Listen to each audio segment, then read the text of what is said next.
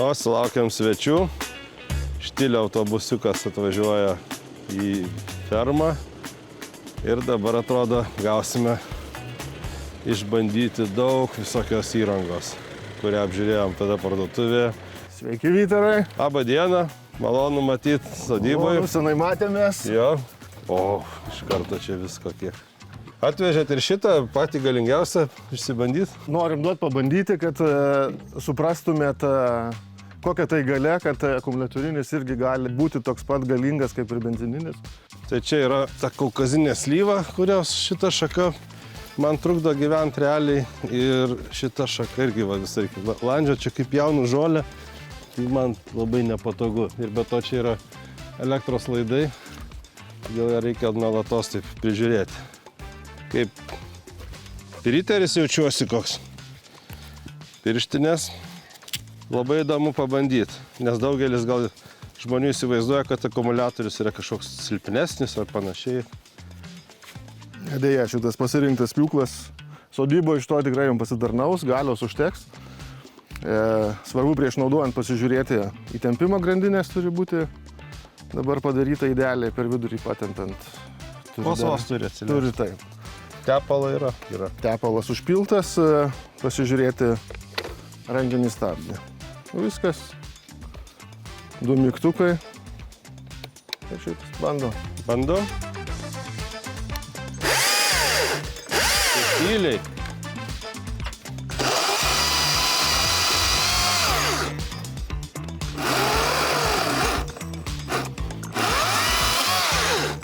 Viskas. Greitai. Dabar tą pabandysiu. Kiek pasiekiu. Bet labai gerai pjauna. Tiesiog per greitai.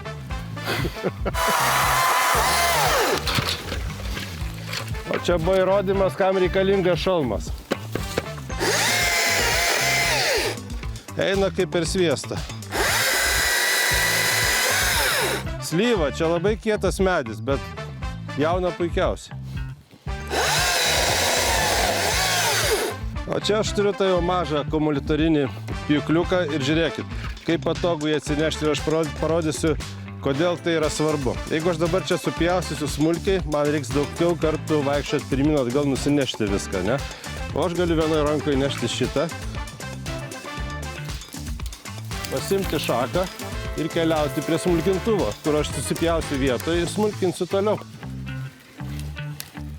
Atidarau skrynelę, prijungiu akumuliatorių. Ką dar reikia padaryti? Jo, ir dabar reikia susitepti grandinę, nes jisai neturi bakelio. Prieš pjaunant reikėtų susitepti specialių tepaliukų grandinę, kad jinai nediltų. Kiek čia taip panašiai maždaug? Panašiai. Ir susitepia. Wow! Kokia storio, kaip lengvai perpjovė. Suprantu, kodėl šitas prietaisas toks populiarus. Tai viskas greit nusigenėja. Kitas etapas. Užkurkim dabar tą pragaro mašiną. Mašina labai galinga, jam naudojamas labai galingas 6,5 kW variklis. Tai tokius jau deda į traktoriukus. Tai vat, galios tikrai turi pakakti šitom šakom susmulkinti. Įjungiam degimą. Atidarom oro sklendę ir užvedinėjam. Volia! Pusę minutės pašylam.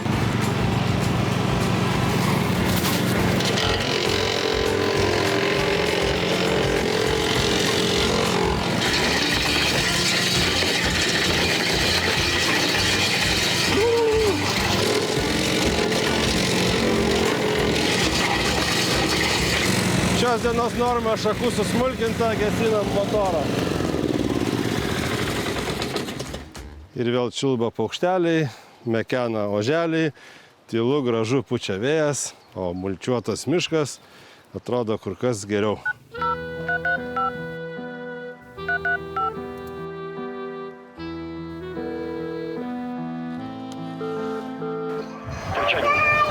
Trečiadienį. Gerai.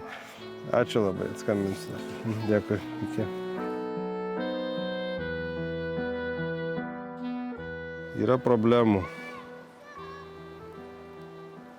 Lietuva tiek visko stato, kad sunku gauti betono greitai.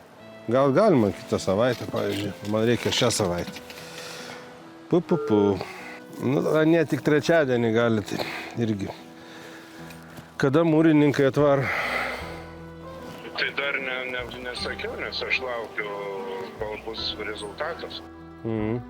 Houston, we have a problem. What kind of problem? Beton problem. Concrete. Kai tik susinervuosiu ar kas nors, kai kiti eina rūkyti, aš eisiu pūsti. Labai ramina nervus.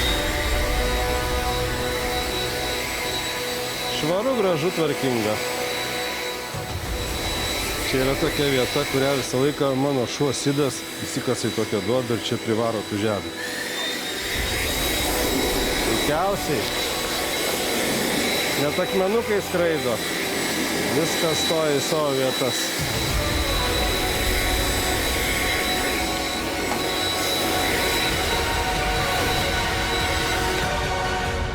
Čia yra tobula. Labai nemėgstu šluoti, bet mėgstu pūsti. Tai dabar ir pūsiu visą laiką. O dabar išbandykime profesionaliausią štiliaus akumuliatorinį pūstuvą, kuris prilygsta profesionaliam benzininiam. Čia kaip buvo pirmieji mobilūs telefonai. Nokijos. Nešiojasi papildomą bateriją. Aš kažkaip įsivaizduoju, kad aš su ja vis tiek į orą pakilsiu. Kaip pučia. Visus plišiukus išvaro. Rimtai truputį kelia. Smagu? Na, pasakysiu, iš tiesų įspūdingas daiktas ir šitas, ir tas mažesnio galingumo puteklis, nes, na, akivaizdu, kiek tai staupo laiko ir kaip viskas greitai vyksta. O dar ir kiti prietaisai, kuriuos išbandysiu, skarifikatorius, plovyklą, terasą šveisiu, čia irgi plausiu.